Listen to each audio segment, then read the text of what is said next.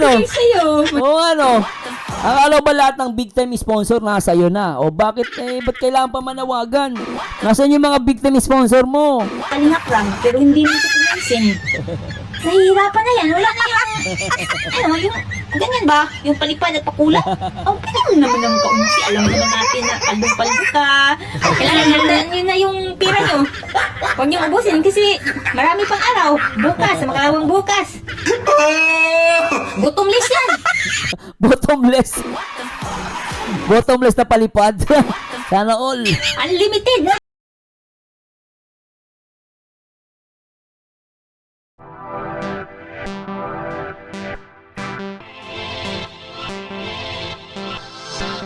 Hi guys, magandang araw sa inyo lahat at i-react natin si Ma'am Lynn. Tara let's ba guys, i-play natin to. Tara, hanggang si Ma'am Lynn. Ang sinabi niya at malinaw, may mga sponsor na nakatulong at kung wala mang sponsor sa mga beneficiary na natulungan niya ay kusang loob siya ang tumulong. Yo. Kita sa kanyang mga video. Episode, bakit hindi ikaw gumawa na lang ng charity? Hindi niya gagawin yan. Siyempre, malulugi negosyo niya. Gusto niya ata siya ang maging beneficiary. Siya yung papaliparan. Oh, Para yes. hindi ka manggagalaiti sa milyonis na pera ni Kalinga Prab. Sinabi mo na si Kalinga Prab ay walang naitulong sa mga bini dahil ang nakatulong ay sponsor. Tanga nga yan kasi hindi yan nakikisali. Hindi niya alam yung update kay Kalinga Prab, Ma'am Lynn, no? Kung nanonood yan kay Kalinga Prab, alam niya na sila Jaja, napabahaya niya. Walang sponsor yon. Itulong sa mga bini dahil ang nakatulong ay sponsor. Kapisut, bakit ka nanggagalaiti kay Kalinga Prab? Bakit mo yung nakapokus ka sa mga achievement ni Kalinga Prab at yung pera ni Kalinga Prab na nasa isip mo, malaki talaga yung kita ni Kalinga Prab kasi madaming sponsor. Tsaka pansin mo, Ma'am Lynn, panay pera siya, no? Puro pera, pera, pera. Yun ang napapansin niya. Pansinin mo, puro pera. Tsaka sponsor. Diba? Tsaka ang gusto niya talaga targetin yung mga sponsor ni Kalinga Prab. At ang sinabi mo pa na hindi si Kalinga Prab ang nakatulong sa mga beneficiary kasi dahil yan sa sponsor. Hindi naman yan Peso. dininay ni Kalinga Prab na may sponsor yung mga beneficiary. Alam mo kapisut? Wawa! Bunot-bunot naman sa bulsa, Mang Iking. Kawawa naman si Mang Iking. Nanawagan. Ay, kunti-kunti lang. Yan yung luhang umiiyak na walang luha. Alam ko, tulong na yan. Eh, wala ka naman palang sapat na puhunan sa charity mo, Mang Iking. Tsaka nagtataka nga ako biri mo, magcha-charity ka, tapos wala ka palang puhunan, wala kang pantulong. Di ba ano? Bira, ano yun puhunan mo, laway lang. Kawawa naman si Mang Iking. Nanawagan. Ay, kunti-kunti lang. Alam ko, tulong na yan. Eh, wala ka naman palang sapat na puhunan sa charity mo, Mang Iking. Huwag mo na maghanap ng matutulong. Wala kang pira. Ngayon, namumblema ka. Kasi wala kang ibigay sa tinutulungan mo. Wala kang pera. Ngayon, nanghihingi ka. Ano na ang nangyari, Iking? Saan na yung beat na hinawakan mo? Yung mga power mo? Saan yung power? Na wala namang Iking? Saan na napunta, Mang Iking? Wala na yung power, Mang Iking? Kawawa naman. Saan yung hawak mo ang beat, Mang Iking? Wala na hawak niya ang brief. Yung, dapat yung hanapin mo yung hawak niya ang brief. Di ba nilagay sa ulo niya? Saan na Panty pala yun. tayo? Napunta na sa kanya, Mang Iking? Na ano na, Mang Iking? Yung doon na pumunta sa kabila, Mang Iking? At nawalan ka na ng beat, Mang Iking? Mang Iking, bawas-bawasan mo naman yung sahod mo sa YT, Mang Iking. Kung masyadong hingi ng hingi kasi Huwag ka namang ganyan. Pababawasan mo pa yung sahod Wala na matitira sa kanya. scam na yan. Hindi na yan charity, Mang Scam din na charity. Iking. Naman yung sahod mo sa YT, Mang Iking. Kung masyadong hingi ng hingi kasi scam na yan. Iking. O, di ba? Scam na yan. Kailangan. Bunot-bunot naman sa bulsa, Mang Iking. Kasi, kaya nga tinatawag ka na charity vlogger. Kasi, kailangan yung tulong mo ay galing din sa'yo. Huwag umasa sa sponsor. Kasi yung sponsor, busy sila sa kanyang mga araw-araw na gawain. Hindi naman palagi may pera yung Wawa. Ang lakas mga sarili, no? Grabe mo ni Mang Lin, no? Ang lakas mga sarili, no? Isa pa. Parang scam yata. Mang Iking, okay ka pa ba dyan? Ay, ang galing ni Mang Iking. O, di ba? Scam daw, oh. Parang scam ata. Bakit? Sabi niya, parang si Mang Iking na ang beneficiary kasi siya na ang nananawagan ng tulong. Sabi dito, charity vlogger, nananawagan ng tulong para sa beneficiary. Diba, no? Charity vlogger ka eh.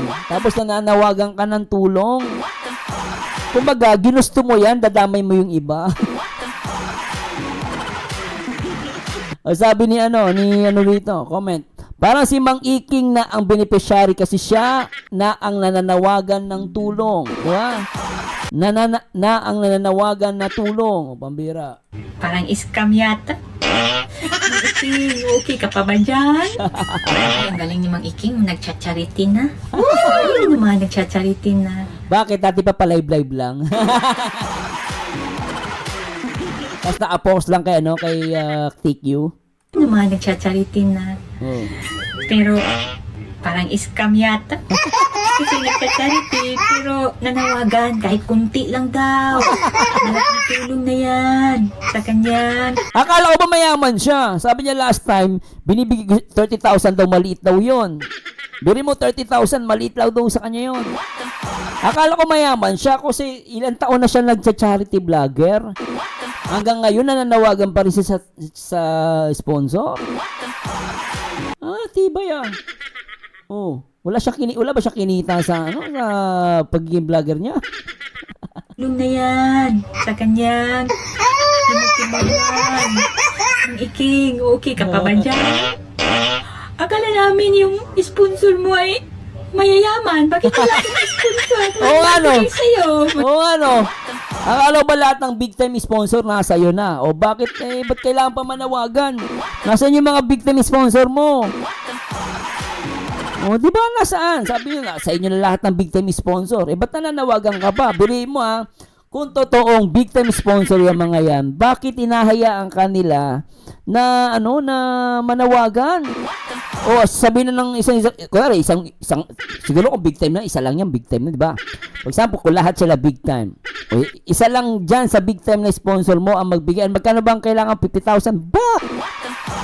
Isang baksak. 50,000 Tapos ang problema mo, pero alam mo, nagdududa na talaga ako eh.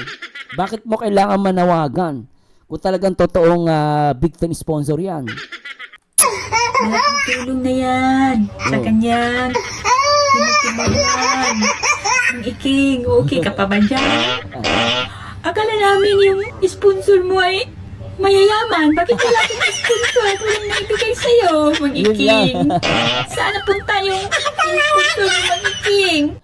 Parang scam yata. Diba? Ang sakit nun. Nasaan na yung yung mga sponsor niya. Diba? Tingin pa tayo dito. Pambihira talaga, Jesus. Titikbana Malawi. May bago na pala itong pangalan. Tikbana Malawi. Ay, pilingirang na bandera. Bago yan. Si Mario pala to. Ha? Tikbana Malawi. Ay, pero maganda. Tikbana Malawi. Ayo, kapisot kawawa na wala nang kinikita sa channel niya. Hinigop na lahat, titikbana Malawi. Kaya pala si Carla, yung sabi ni Kalingap Maymay, ang tao dito sinasabi niya si Carla na umalis daw sa Kalingap. Siguro nga, napunta na lahat ng palipad kay TQ. Wala na siyang palipad. Ngayon, si Carla naman ang sinususulan na umalis sa Kalingap para nga naman yung mga sponsor ni Carla sumama kay Carla magpalipad sa kanya. Tikbana Malawi. Teka Ganyan mo naman ang pakakisi kapisit kasi nahihirapan na yan.